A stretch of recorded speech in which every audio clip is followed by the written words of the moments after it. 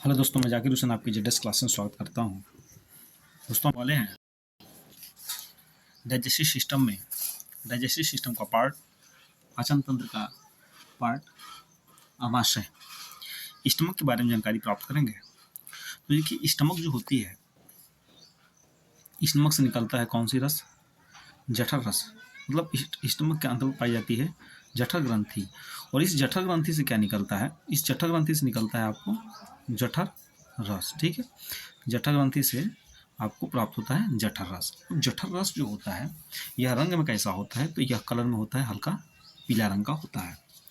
और देखिए, कभी कभी हमें क्या होती है, तीव्रता के साथ भूख लगती है। तो तीव्रता के साथ भूख जब लगती है तो यही जठराग्नि क्या होती है? तीव्र हो जाती है। तो जब हमारे आमाशय के अंतर्गत जो होती है ये जठराग्नि तीव्र होती है तो हमें तेजी से भूख लगने लगती है, पेटों में दर्द होने लगता है। तो इस पेटों में दर्द होने लगता है और भूख एक तीव्र होता है। तो जब भूख हमें तीव्रता से लगती है तो अब उस समय हम भोजन नहीं करते हैं तो हमारी मस्तिष्क में क्या होती है? चिड़चिड़ापन होती है। क्यों चिड़चिड़ापन होती है? क्योंकि ये जठराग्नि तीव्र होकर के हम हमारे शरीर के भोजन का मेंटेन जो होती है मस्तिष्क करती है, उस मस्तिष्क को खाने लगती है, मस्तिष्क को नोचने लगती है। इसकी वजह से जो होती है हमें क्या होती है? भूख लगने पर चिड़चिड़ापन भी होने लगती है।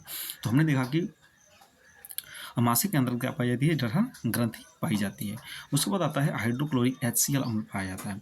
ये HCl अम्ल क्या होता है? अम्लीय माध्यम होता है। कैसा होता है? अम्लीय माध्यम होता है। और इसके अंतर्गत जो होती है ये इतनी हैवी होती है, इसकी pH वैल्यू 1.4 के बीच होता है। तो इसकी pH वैल्यू अब क्या होता है कि यह हर भोज्य पदार्थों को क्या करता है? पचाने का काम करता है। ठीक है ना, जो भी भोज्य पदार्थ जाता है उसको क्या बनाता है? अम्लीय कर देता है, उसको पचाने का काम करता है, उसको तोड़ने का काम करता है। यहाँ तक कि हमारे शरीर के अंदर कोई यदि लोहे जैसी सामान भी चली जाए तो उसको गलाने की क्षमता रखता है। इतनी हाइड्रोक्लोरिक की क्या होती है? pH वैल्यू होती है। उसके बाद क्या होता है कि हमारे आमाशय के अंतर्गत जो होती है पुनः पाई जाती है क्या? Pepsin enzyme. और ये पेप्सिन एंजाइम क्या करता है? तो प्रोटीन का पाचन करता है। जो हम भोज्य पदार्थ के रूप में प्रोटीन लेते हैं उस प्रोटीन का पाचन कौन करता है? पेप्सिन एंजाइम करता है। तो पेप्सिन एंजाइम कहाँ पाई गई? तो हमने देखा कि हमारे आमाशय के अंतर्गत पाई जाती है।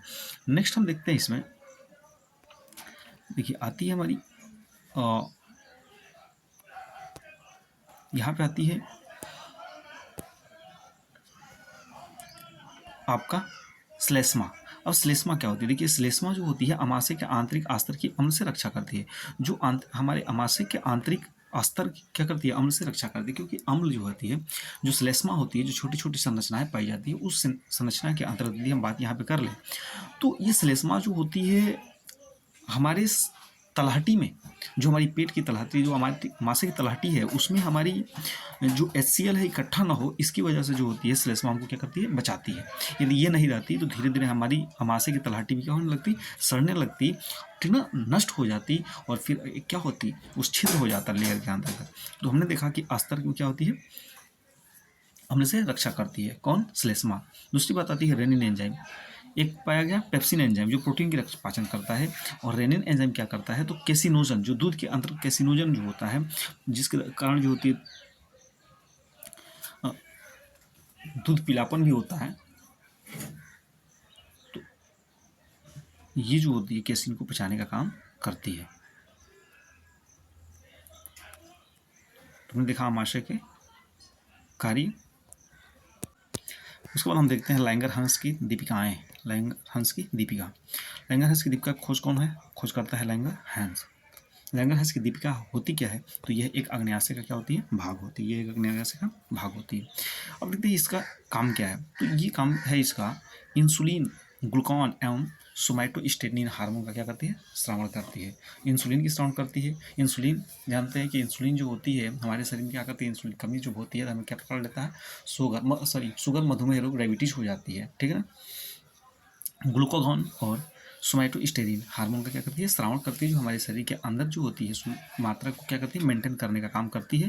ये कौन करती है? लैंगर हंस की दीपिका। लैंगर हंस की दीपिका किसका हिस्सा है? तो अग्न्याशय का, पैनक्रियाज का एक भाग होती है। ठीक है।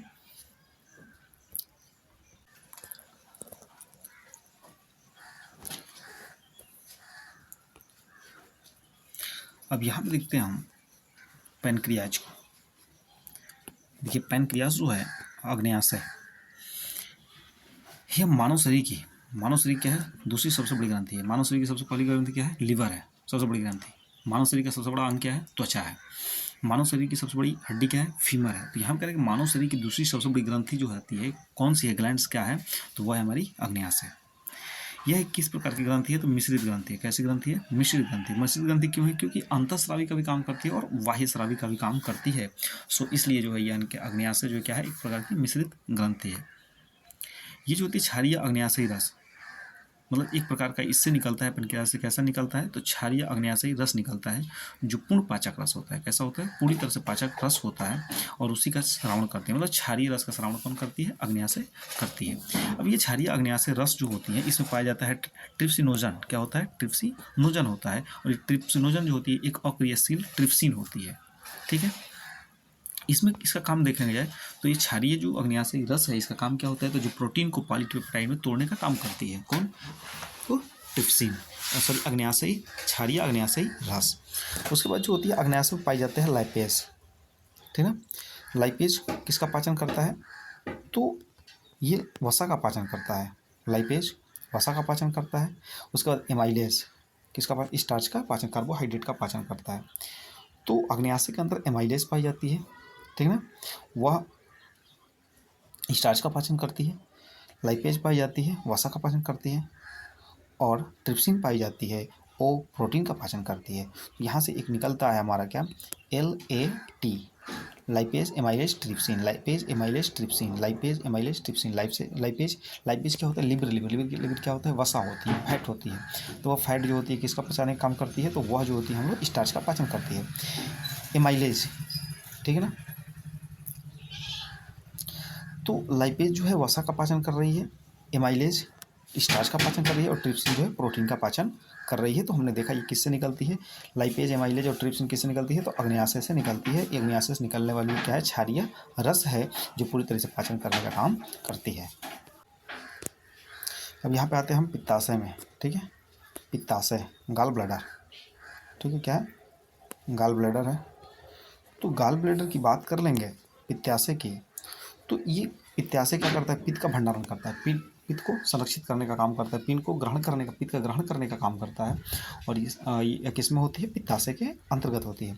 ये प्रतिदिन जो पित्ताशय का श्रावण करता है वो लगभग जो है 800 से 1000 ml तक श्रावण करता है। पित्त का श्रावण जो होता है वसा का पायसीकरण होता है। वसा क्या करती है? तोड़ा जाता है उसको, बिल्कुल एकदम जो होता है महीन तोड़ करके उसको घुलनशील बनाने का काम करता है। यदि बात कर लेंगे इसका, तो ये लिपिड के पाचन में सहायता करता है, साथ ही साथ अवशोषण में सहायक होता है। यदि पित्ताशय का पीएच मान बात कर लेंगे तो 7.7 क्षारीय पित्तरस होता है। और रंग जो होता है पित्ताशय का कैसा होता है? तो पीला हरा होता है, पीला और हरा होता है। और बिलिरुबिन की अधिकता से क्या हो जाती है? जब पित्ताशय के अंतर्गत बिलिरुबिन पाई जाती है, बिलिरुबिन पाया जाता है, इसी की वजह से जो होती है हमें जॉन्डिस पीलिया रोग हो जाता है। ठीक है ना। तो पीलिया रोग किसके कारण होते हैं? बिलिरुबिन के कारण। और इंसान का मल पीला जो होता है बिलिरुबिन के कारण ही होता है। ठीक है ना। तो यहाँ से निकल रहा है, पित्ताशय के रूप से निकल रहा है। और पित्ताशय कैसी है? पीले और हरे रंग का। एक दिन में कितना पित्त श्रावण होता है? 800 से 1000 ml तक होता है। और ये इसका काम क्या है? तो वसा का इमल्सीकरण करना, वसा को तोड़ करके घुलनशील बनाने का काम करती है। कौन? पित्ताशय।